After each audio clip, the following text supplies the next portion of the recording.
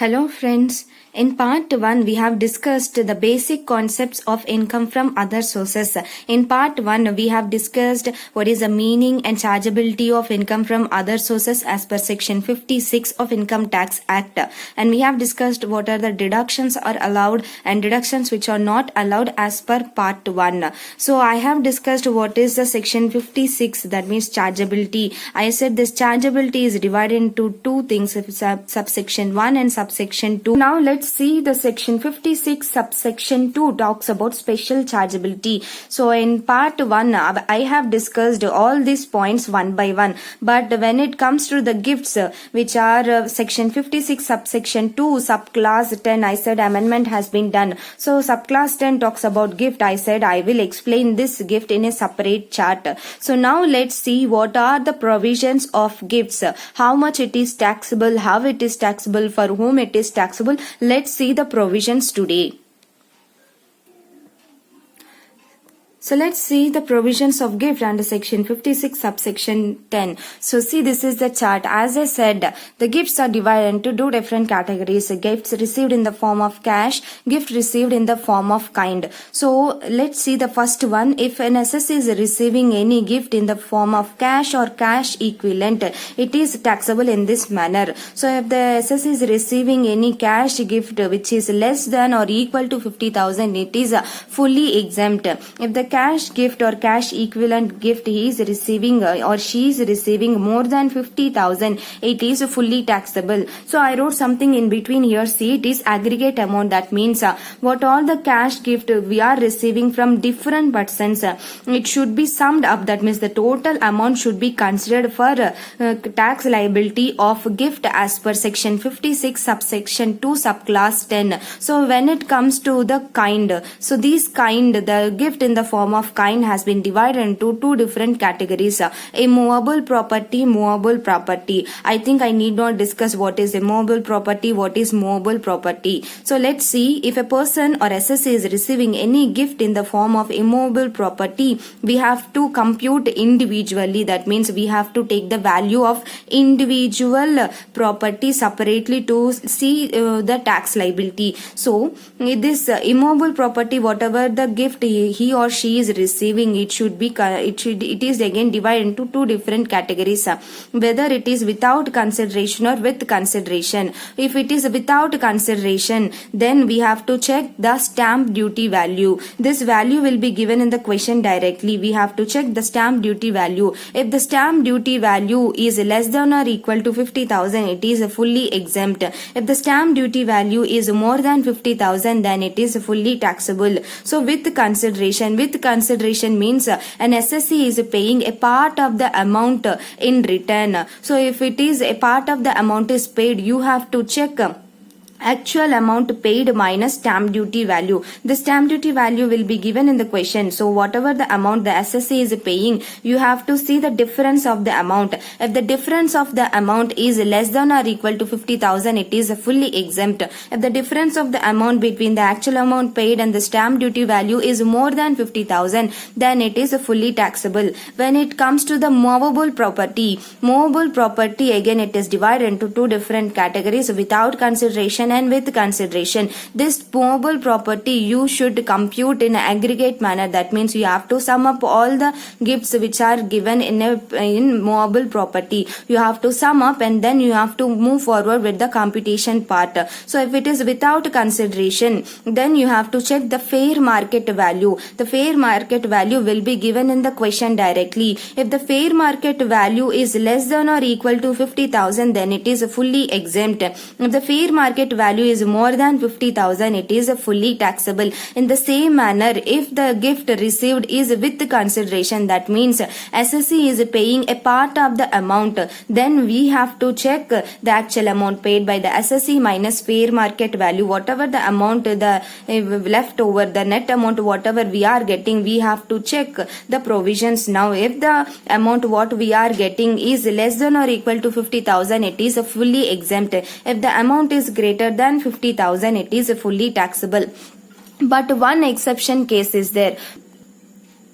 So let's see the exceptions. What is the meaning of exception? Means in these cases, whatever the person is receiving any gift, it is not taxable. So what are this exception? Let's see. So gift received by an individual or HUF is not taxable in the following cases. So first one, gift received by a relative. Second point, gift received on occasion of marriage.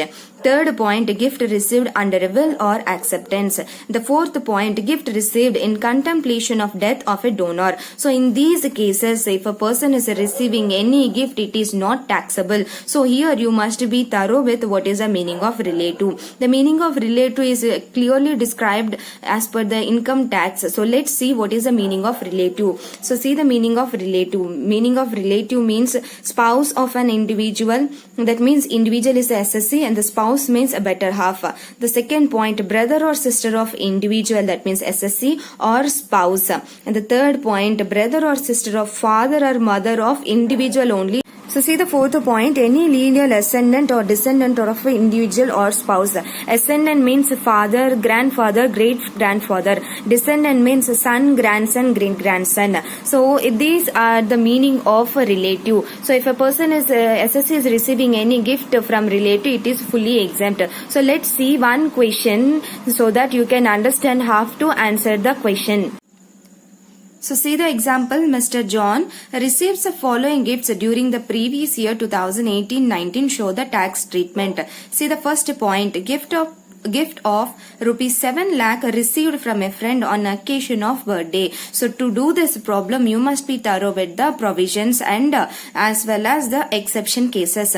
So a person, an SSC, this Mr. John is receiving gift from his friend on occasion of birthday. So if you can see this exception cases, see the exception cases once again. If a person is receiving any gift from a relative, if a person is receiving gift on occasion of marriage, under will of acceptance, is received in contemplation of death of a donor. In these cases, if an SSC is receiving gift, it is not taxable. See the first case, gift received 7 lakh from his friend on occasion of birthday. So that means it is fully taxable. Why it is fully taxable? Means the amount is more than 50,000. If you can remember the provision says if the amount of the cash received is more than 50,000, it is fully taxable.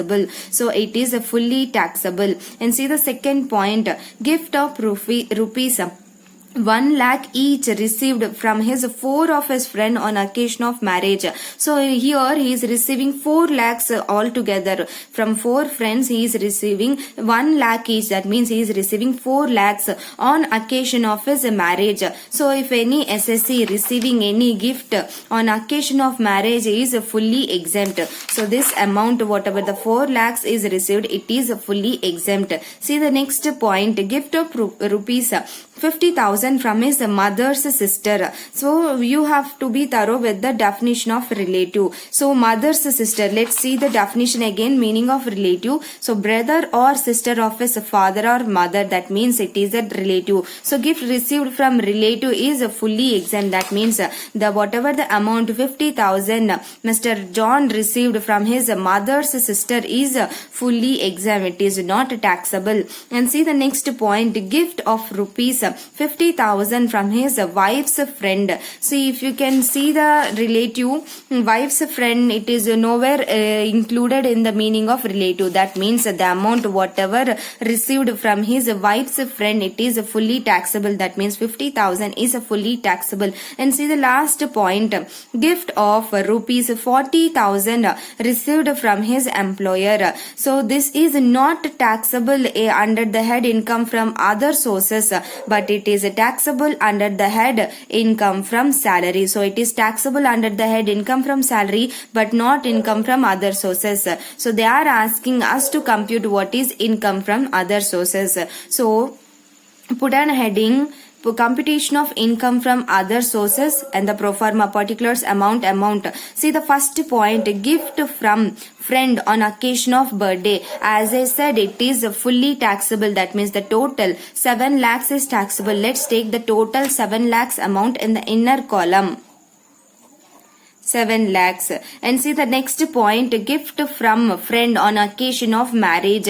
I said Mr. John received 4 lakhs. That means from each of his friend he received 1 lakhs from his 4 friends. That means he received 4 lakhs on occasion of marriage. It is fully exempt. So here we are going to write it as a nil, or we can write it is not taxable, NT you can write. And see the third point, gift from his mother's sister. So gift from his mother's sister, she is a relative only. Whatever the gift received from relative is not taxable. So I am going to write here nil. And see the fourth point, gift from his wife's friend, it is fully taxable. See the amount gift of rupees 50,000 from his wife's friend. So 50,000 is taxable. So I am going to take 50,000 in the inner column. And see the last point, gift from his employer. So gift from his employer, as I said, it is taxable, but it is taxable under the head income from salary, but not under income from other sources. We are computing income from other sources, so it is not taxable here. So I am writing it as nil here. So this is the total. We have computed all the 5 points. So take the total amount. We are getting 7,50,000. This 7,50,000 will be called as income from other sources.